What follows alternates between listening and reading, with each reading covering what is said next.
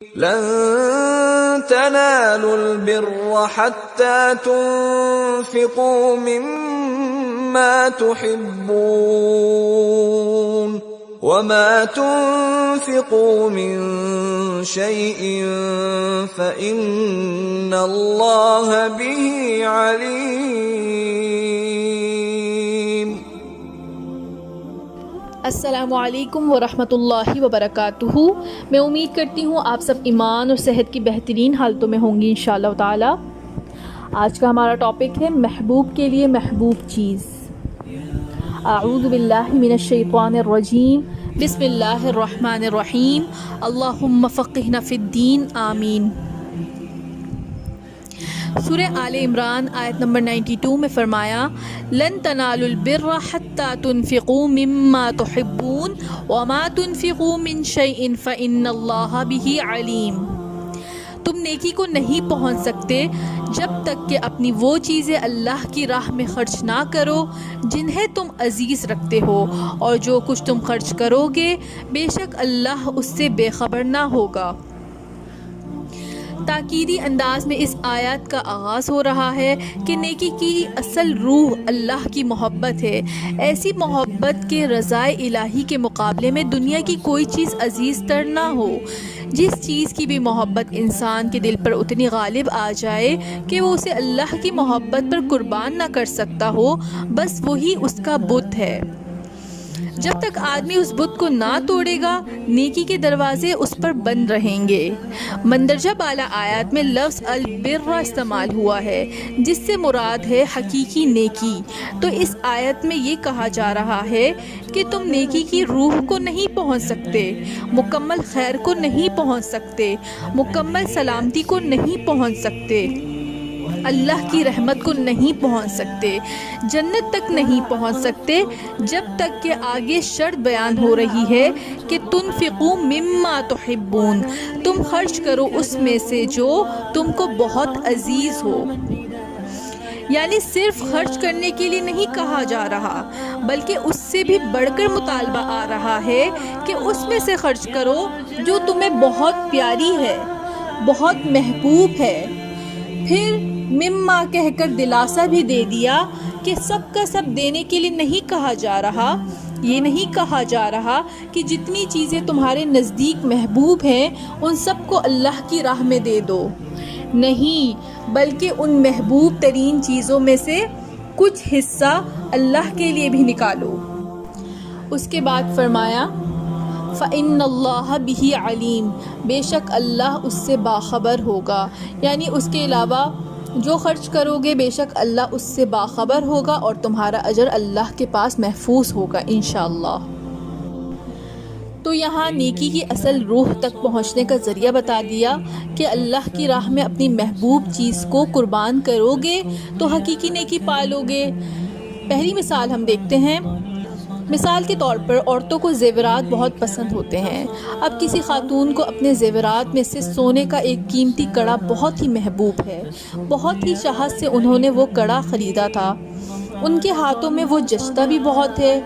اب ان کے سامنے اللہ کی راہ میں اپنا مال خرچ کرنے کا مطالبہ آیا، مثلاً کسی مسجد کی تعمیر کے لیے، کسی قرآن فہمی کے ادارے انسٹیٹیوٹ کی تعمیر کے لیے، کسی طالب علم کو قرآن کی تعلیم کے لیے اسپانسر کرنے کے لیے، حج یا عمرے پر جانے کے خرچ کے لیے، اللہ کی رضا حاصل کرنے اور صلح رحمی کے لیے اپنی ہی بہن کو اس لیے دینا کہ وہ افورڈ نہیں کر سکتی، یا پھر کسی غریب رشتہ دار کی کسی جائز ضرورت کو پورا کرنے کے لیے۔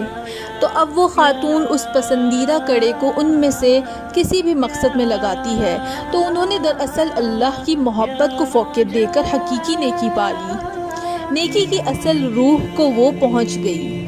ایسا کرنا آسان تو نہیں مگر ناممکن بھی نہیں ہے۔ دوسری مثال دیکھتے ہیں۔ اسی طرح اپنی کوئی بہت ہی پسندیدہ اور محبوب چیز خواہ وہ کتنی ہی قلیل یا معمولی کیوں نہ ہو، مثلاً پسندیدہ لباس، کوئی مفید دینی کتاب، کوئی پسندیدہ برتن، کوئی کارآمد فرنیچر، خوبصورت گلاب کا پودا، بڑی چاہت سے جمع کی ہوئی رقم، ان میں سے کچھ بھی محض اللہ کی محبت کی خاطر کسی کو آگے دے دینا نیکی کی روح پانے کا بہترین ذریعہ بن سکتا ہے۔ تیسری مثال دیکھتے ہیں۔ اسی طرح کوئی شخص محض اللہ کی رضا اور محبت کی خاطر اپنا پسندیدہ شوق موسیقی یعنی کہ میوزک سننا یا فلمیں دیکھنا چھوڑ دیتا ہے، یا کوئی لڑکا کسی لڑکی سے ناجائز محبت چھوڑنے کی قربانی دیتا ہے، یا کسی ناراض رشتہ دار سے خود آگے بڑھ کر تعلق جوڑتا ہے، تو یہ تمام مثالیں اور قربانیاں بھی نیکی کی روح کو پانے کا اعلیٰ معیار ہے۔ تو سکھایا یہ جا رہا ہے کہ اللہ تعالیٰ کو صرف ردی گھٹیا یا دل سے اتری چیزیں نہ دو، بلکہ وہ بھی دو جو تمہیں بہت اچھا لگتا ہے۔ اگر اللہ کی پکار پر خرچ کرو گے تو یہ پیسہ قیامت کے دن تمہیں ہی نفع دے گا۔ اپنی انفرادی پسند کو اجتماعی فائدے کے لیے قربان کر دو، ذاتی خواہشات کو کم کر کے دین کی ضرورت کو فوقیت دو۔ آج دین ضرورت مند ہے، دین تمہیں پکار رہا ہے، تو آگے بڑھ کر دین کو سہارا دو، اس کو سر بلند کرنے کی سعی و محنت کرو۔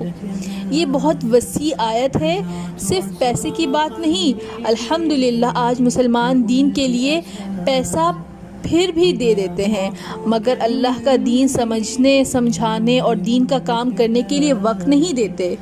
وقت آج نایاب ہو گیا ہے، تو جو چیز جتنی کمیاب ہو جاتی ہے وہ اتنی ہی نایاب ہو جاتی ہے۔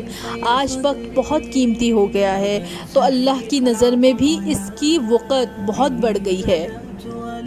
لہٰذا مال کے علاوہ ہمیں اپنی صلاحیت وقت، آرام اور ذہانت ان سب کو بھی اللہ کی راہ میں لگانا ہے، کھپانا ہے۔ پھر دیکھیں دین اسلام پر کیسی بہار آئے گی۔ تو جو وقت لگا رہا ہے وہ تو بڑی قیمتی چیز اللہ کی راہ میں صدقہ کر رہا ہے۔ اسی طرح کوئی اپنی نیند قربان کر رہا ہے یا اپنی کسی غلط عادت یا مشغلے کو اللہ کی خاطر چھوڑتا ہے، تو وہ بھی دراصل اپنی محبوب چیز ہی قربان کر رہا ہے۔ اللہ کی راہ میں اپنی پسندیدہ چیز دے کر دیکھیں کیسے اس چیز کی محبت دل سے نکلے گی اور اللہ کی محبت اس کو ریپلیس کر دے گی۔ پھر یہ بھی یاد رکھیں کہ محبوب چیز سے مراد بہت مہنگی یا قیمتی چیز نہیں، بلکہ پسندیدہ یا محبوب چیز مراد ہے، خواہ وہ قلیل اور قیمت کے اعتبار سے کم ہی کیوں نہ ہو۔ ایک اور آیت سے اس بات کو سمجھتے ہیں۔ اللہ تعالیٰ فرماتا ہے، اے لوگو جو ایمان لائے ہو، جو مال تم نے کمائے ہیں اور جو کچھ ہم نے زمین سے نکالا ہے، اس میں سے بہتر حصہ اللہ کی راہ میں خرچ کرو۔ ایسا نہ ہو کہ اس کی راہ میں دینے کے لیے بری سے بری چیز چھانٹنے کی کوشش کرنے لگو، حالانکہ وہی چیز اگر کوئی تمہیں دے تو تم ہرگز اسے لینا گوارا نہ کرو، الا یہ کہ اس کو قبول کرنے میں تم چشم پوشی کر جاؤ۔ سورہ بقرہ آیت نمبر 267۔ لہٰذا محتاط ہونے کی ضرورت ہے۔ انسان اللہ کی راہ میں جو بھی خرچ کرے اخلاص نیت اور اللہ کی رضا کے لیے کرے۔ دوسروں پر احسان جتانا، ریاکاری، دکھاوا یا شہرت مطلوب نہ ہو۔ خرچ کرنا بعض اوقات آسان ہوتا ہے، مگر اس کا اجر آخرت تک سنبھال کر رکھنا مشکل کام ہے۔ چنانچہ جو بھی اللہ کی راہ میں خرچ کیا جائے اس کا احسان نہ اللہ پر رکھا جائے نہ لوگوں پر۔ یاد رکھیے جو خرچ کر رہا ہے وہ اپنے ہی فائدے کے لیے کر رہا ہے، جیسا کہ قرآن کریم میں آتا ہے، اے لوگو جو ایمان لائے ہو اپنے صدقات احسان جتا کر اور دکھ دے کر اس شخص کی طرح خاک میں نہ ملا دو جو اپنے مال محض لوگوں کو دکھانے کے لیے خرچ کرتا ہے۔ سورہ بقرہ آیت نمبر 264۔ اسی طرح اپنی کوئی خوبی، صلاحیت، وقت، نیند، آرام یا اولاد کو اللہ کے لیے لگائیے، مگر اس راہ میں آنے والی مشکلات کا لوگوں سے تذکرہ کر کے اس کا اجر ضائع نہ کیجیے۔ اللہ کی راہ میں محبوب چیز قربان کرنے کا فائدہ۔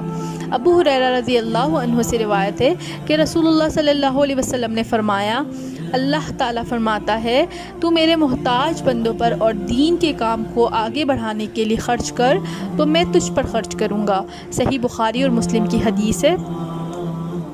آزما کر دیکھیے، جو چیز اللہ کی راہ میں لگائیں گے وہ بابرکت ہو جائے گی۔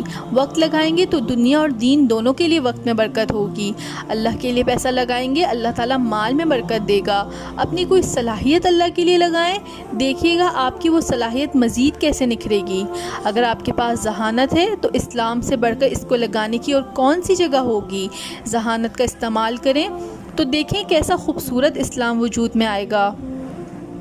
اپنی محبوب اولاد کو دین کے لیے لگائیے، کھپائیے، ان کی صرف دنیاوی ناموری اور تعلیم کی نہیں بلکہ آخرت کی کامیابی اور بلند درجات کی بھی فکر کیجیے، تاکہ وہ آپ کے بعد آپ کے لیے صدقہ جاریہ بن سکیں۔ رسول اللہ صلی اللہ علیہ وسلم نے فرمایا، صدقہ اور انفاق انسان کے مال و دولت میں کمی نہیں کرتے۔ صحیح مسلم کی حدیث ہے۔ کوئی ایسی چیز دے دینا جو ہمیں پسند نہ ہو نسبتاً آسان ہے، مگر جو محبوب چیز ہے اس کو اللہ کی راہ میں دینا قدرے مشکل ہے۔ مگر صحابہ کرام رضی اللہ عنہم محبوب کے لیے محبوب چیز خرچ کرنے کی قدر جانتے تھے۔ انس رضی اللہ عنہ سے روایت ہے کہ ابو طلحہ رضی اللہ عنہ انصاری مدینے کے سب سے مالدار آدمی تھے۔ انہیں اپنے باغات جائیداد میں سب سے زیادہ محبوب بیرہا کا باغ تھا۔ یہ باغ مسجد نبوی کے سامنے تھا اور رسول اللہ صلی اللہ علیہ وسلم اس باغ میں تشریف لے جاتے اور پانی پیتے۔ اس باغ کے کنویں کا پانی نہایت عمدہ تھا۔